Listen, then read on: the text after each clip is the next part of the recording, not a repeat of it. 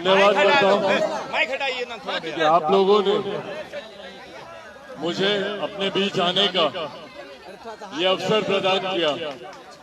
मेरे पास पिछले लगभग 1-2 दिन में लगभग हजारों फोन मेरे पास आए और फोन के माध्यम से आप सबने मुझे इस बात की जानकारी दी और मुझसे कहा कि मैं यहाँ पर आऊं और आपके इस आंदोलन का, आपके इस धरने का मैं समर्थन करूं।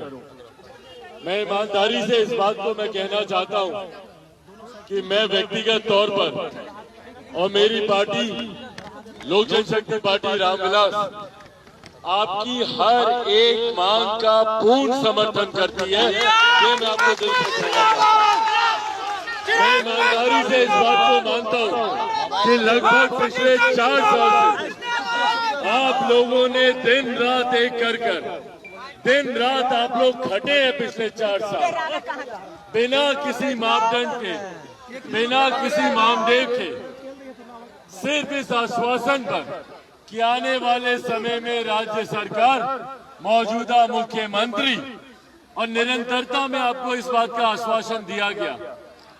पर उसके बाद आज लगभग 4 साल के बाद आप लोग का इस्तेमाल किए जाने के बाद, आप लोग की सेवाएं लेने के बाद आज जिस तरीके से एक आदेश के माध्यम से लगभग 1,15,000 लोगों की 1,15,000 लोगों के भविष्य को रातों रात उजाड़ने का काम जो मुख्यमंत्री नीतीश कुमार जी ने किया, जिसकी वजह से आज रातों रात आप लोगों को सड़क पर आने के लिए मुख्यमंत्री नीतीश कुमार जी ने मजबूर किया है।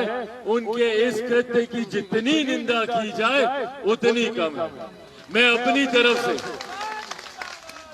तरफ से साथियों जरूर आप लोगों को इस बात का आश्वासन देना चाहता हूं कि मुझसे जितना बन पड़ेगा मैं राज्य सरकार पर दबाव डालकर उनको पत्र के माध्यम से उनको इस बात की सूचना देने का मैं जरूर कार्य करूंगा कि किस तरीके से आप लोगों के साथ नाइंसाफी हो रही है।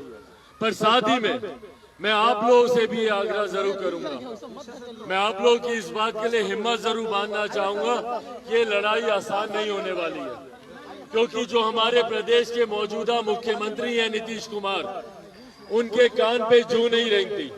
उनको फर्क नहीं पड़ता है कि बिहारी सड़क पर हो या बिहारी मर रहा हो। मुख्यमंत्री नीतीश कुमार जी को इस बात से फर्क नहीं पड़ता। हम लोगों ने लाखों ऐसे बिहारियों को आंदोलन करते हुए देखा है, सड़क पर देखा है। अब बिहारी हो, शिक्षक हो, छात्र हो, बहाली जो इन लोगों ने निकाली उसकी नियुक्ति को लेकर जो आंदोलन चल रहा है, निरंतरता में बिहार में लाखों करोड़ों बिहारी इसी तरीके से आज की तारीख में सड़क पर है, मुख्यमंत्री नीतीश कुमार जी की कुनीतियों की वजह से। पर मुख्यमंत्री नीतीश कुमार जी या उनकी सरकार को कोई फर्क नहीं पड़ता।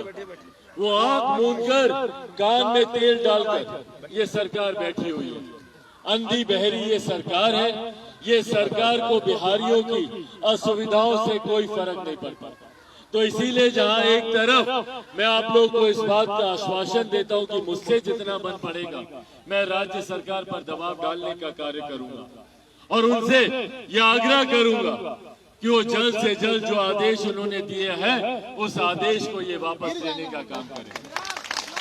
पर साथ ही में आप सबसे भी ये हिम्मत बांधने का आग्रह करूंगा कि संभवतः हम लोग की लड़ाई लंबी होगी, क्योंकि मेरा अपना अनुभव है कि मुख्यमंत्री नीतीश कुमार जी के ऊपर किसी बात का फर्क नहीं पड़ता। उनको सिर्फ अपनी सुननी होती है, उनको बिहार की जनता की कोई चिंता नहीं है।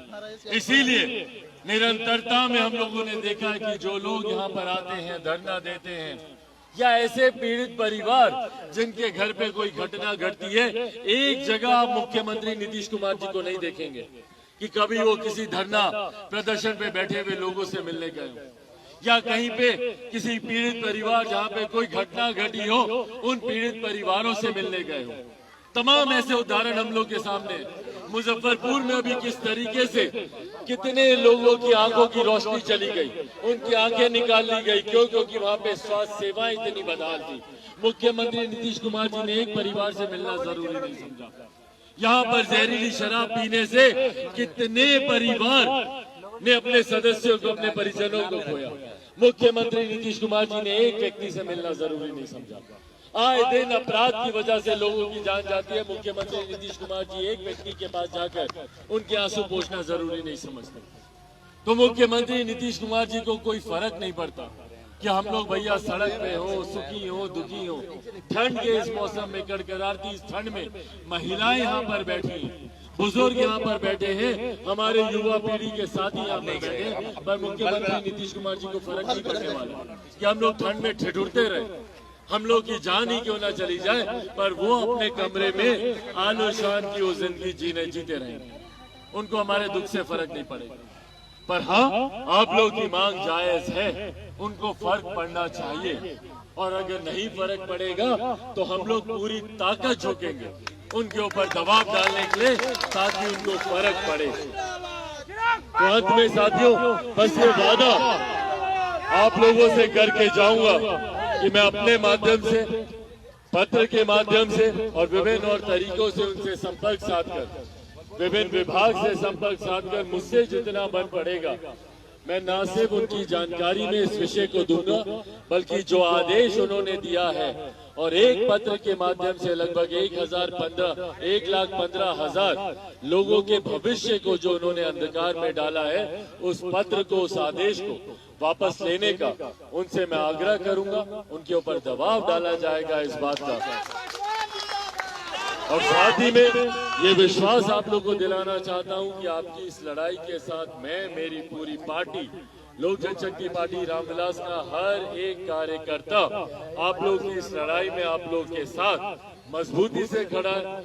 उम्मीद करता हूं, आशा करता हूं कि आज जिस मांग के साथ हम लोग यहाँ पर आए हैं, जल्द से जल्द राज्य सरकार, मुख्यमंत्री नीतीश कुमार जी हमारी उस जायज मांग को पूरा करें, ताकि हम लोग भी खुशी पूर्वक एक सुखी भविष्य की कामना करते हुए हम लोग जल्द से जल्द अपने परिवार के साथ वापस हम लोग अपने घर पर जाएं। ऐसी मैं कामना करता हूं, उम्मीद करता हूं। बहुत बहुत धन्यवाद। जय हिंद, जय बिहार।